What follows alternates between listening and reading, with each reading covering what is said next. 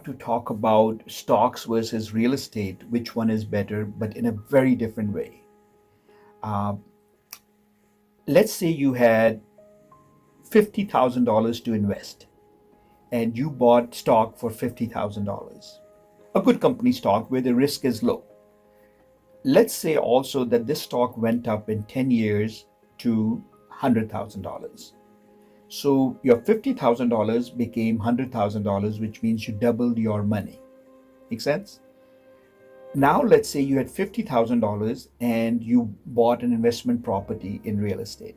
You bought a condominium and you rented that condominium. And let's say for a moment the cash flow was even, which means whatever your mortgage and expense was, your tenant was paying the rent and it was a wash. You were not keeping a penny in your pocket. This condo 10 years later went up 25%, let's say. For easy math, let's call it 20%, safer side. So all of a sudden, it went up only 20%. 250,000 became 300,000. 50,000 gain. How much investment did we put in that condo? 50,000. How much did we get in 10,000 appreciation? 50,000.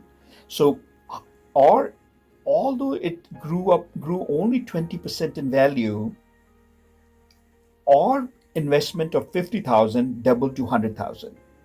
Make sense? So investment in stocks became 50, became 100 in 10 years.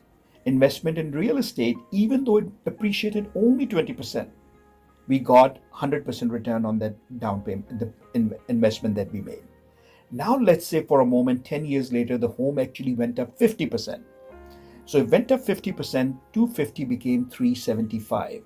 That means we got $125,000 in profits there, right? 50,000 investment, 125. How much did it jump? 200+%, right? So 250% technically. So see how the comparison has to be very careful. There's one other thing we didn't talk about. Actually, there are a few things we didn't talk about, and that's why real estate made more sense. If all things were equal, as we are discussing in this formula, there was principal reduction. When you were paying your mortgage, there was principal being reduced. So the equity was being built there too. There was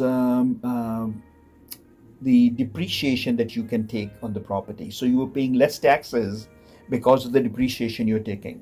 There are a lot of benefits of having that investment property.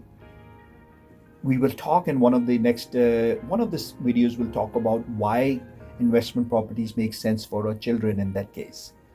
But stocks versus real estate, all things being equal, if they doubled in 10 years, real estate beats stocks for sure. Now, which will go up and which will go down?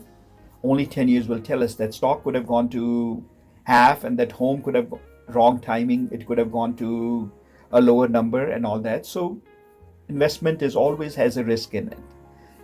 Long term, all of them recover. Bad company, if it goes bad, then it just goes bad. There's not much you can do about it. Sears stock, people used to, it was a stock that nobody could ever think at one point will go away. But it did. The company went bankrupt. So things happen. Best companies go down. So be careful whenever you're investing. That's another beauty of real estate. It does not go to zero.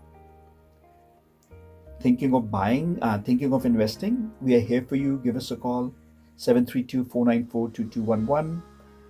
Serving clients with honesty and integrity since 1994, and we will not do it any other way. That's a promise. Thank you. Bye.